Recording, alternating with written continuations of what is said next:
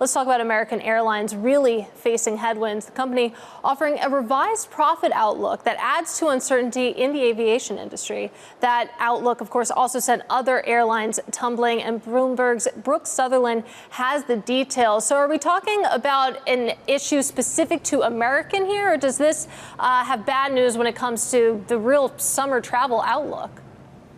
I think it's perhaps a little bit of both. And so American, during the pandemic period, rejiggered its corporate travel strategy and how it markets its seats to business travelers. And so I don't think they're seeing necessarily the recovery in business travel that we have heard about from some of the other airlines.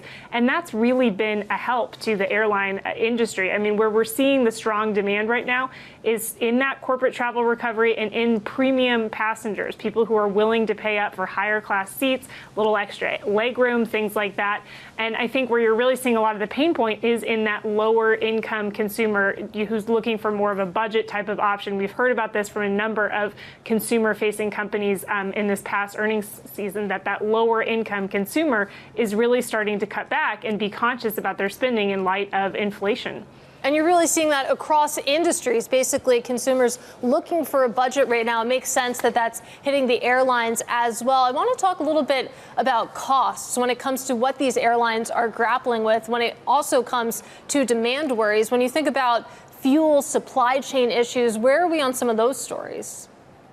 Sure. I mean, it's a very persistent one, and it's one that has not gone away for the airlines. They've been dealing with this for a while now, but it's not necessarily getting any better. They're still dealing with labor inflation. They're still dealing with cost inflation. There's also higher maintenance expenses because a lot of them are flying older planes for much longer than they would like to, and longer than they had planned, because they're waiting on deliveries, specifically from Boeing, whose output is capped while it deals with quality control issues on the factory floor and tries to get a handle of those in the wake of that Alaska Airlines incident in January. You've also had a significant chunk of the Airbus fleet that's been grounded while they work through issues with the engines on those planes, which are made by RTX's Pratt & Whitney unit.